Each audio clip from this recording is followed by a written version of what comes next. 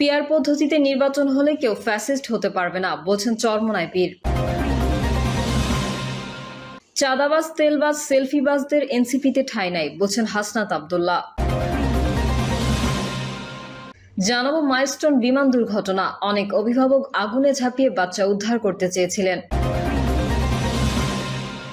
এবং সর্বশেষ জানাবো কম্বোডিয়ায় থাকা বাংলাদেশিদের নিরাপদ আশ্রয়ে যেতে বলছে দূতাবাস। এতক্ষণ শুনছিলেন সংবাদ শিরোনাম, এবারে বিস্তারিত। তবে তার আগে অনুরোধ থাকবে আমাদের চ্যানেলটি সাবস্ক্রাইব করে বেল আইকনটি ক্লিক করুন। পিআর পদ্ধতিতে নির্বাচন হলে কেউ ফ্যাসিস্ট হতে পারবে না, বলছেন চরমোনাই পীর।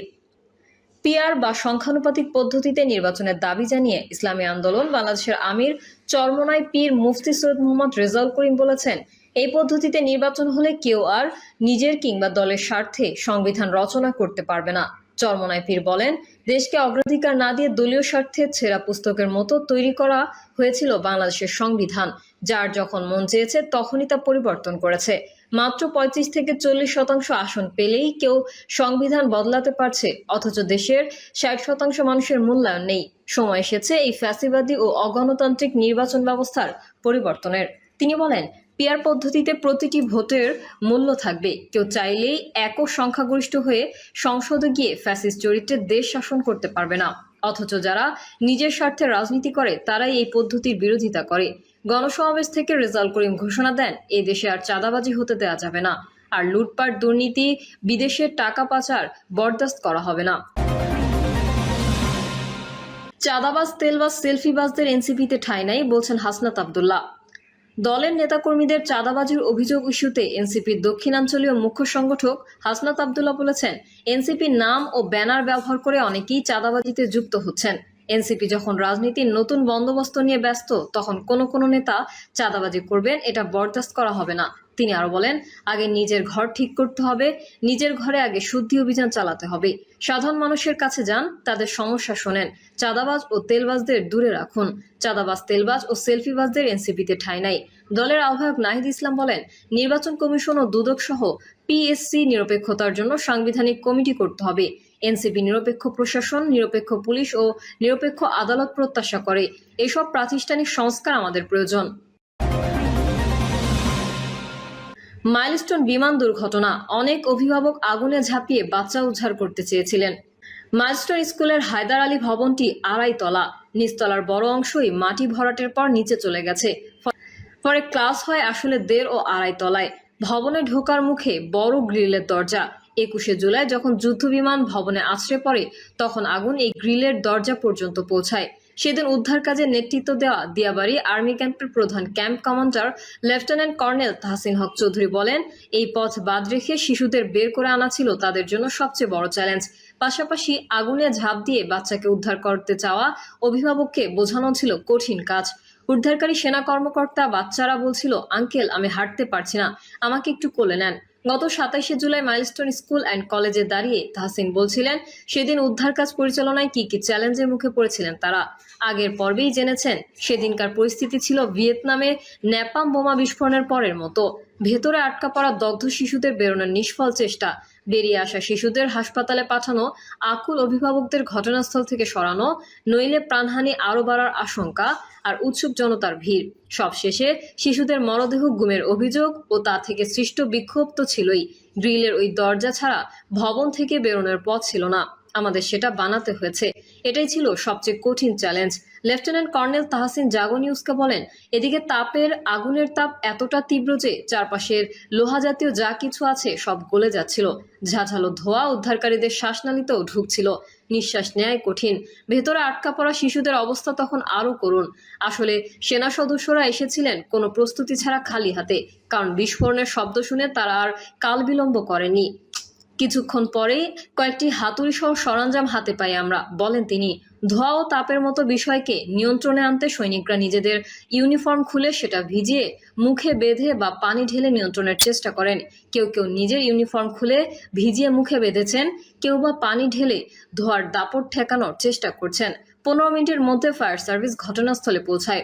এরপর একে একে যুক্ত হন পুলিশ, র্যাব, বিভিন্ন বিমান বাহিনীর সদস্যরা। শিক্ষার্থী, শিক্ষক, অভিভাবকরাও হাত লাগান।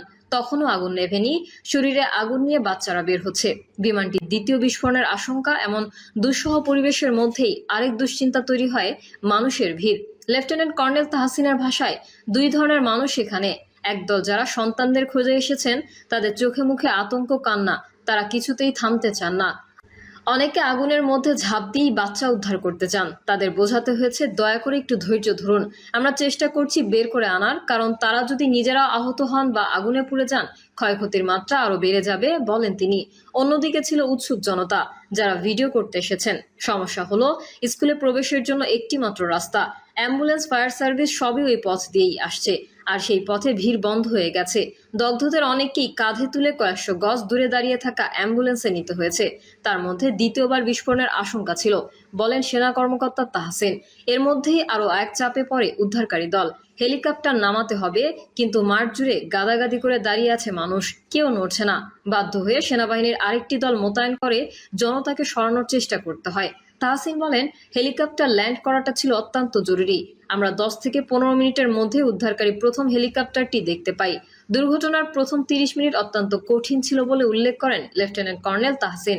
আগুন নিয়ন্ত্রণে আনা, দগ্ধদের উদ্ধার করা, ভিড় সামলানো, 3টি কাজ একসঙ্গে নিয়ন্ত্রণ করা ছিল খুবই কঠিন, বলেন তিনি। হায়দার আলী ভবনের সামনে বিশাল মাঠ। মাঠে এক প্রান্তে স্কুল, আরেকটি বহুতল ভবন। ক্যাপ্টেন তাহসিনের ধারণা, বিমানটি ওই ভবনের গা ঘেঁষে নিচে নেমে মাঠের এই পাশে হায়দার আলী ভবনের নিচতলা বরাবর আঘাত করে। পোড়া ভবনটি দেখিয়ে তাহসিন বলেন, ভবনটির চারপাশ গ্রিল দিয়ে ঘেরা। একটি প্রান্তের গ্রিল ভেঙে শিশুদের বের হওয়ার রাস্তা তৈরি করতে তারা সক্ষম হন। ভবনটির পেছনে গ্যারেজের লোহার গেট পরে তারা খুলে ফেলেন। সেটি দোতলা বরাবর বসিয়ে বাচ্চাদের স্লাইড করে নামানো হয়। উদ্ধার অভিযানে অংশ নিয়েছিল প্রায় 200 জন সেনা সদস্য। তার মধ্যে প্রায় 25 জন আহত হন। ধোঁয়ার মধ্যে যেসব গ্যাস তৈরি হয়, কার্বন মনোক্সাইড, ডাইঅক্সাইড, সেগুলো ইনহেল করেই আমাদের অনেক সহকর্মী অসুস্থ হয়ে পড়েন, বলেন দলের কমান্ডার তাহসিন। পাইলট উদ্ধার।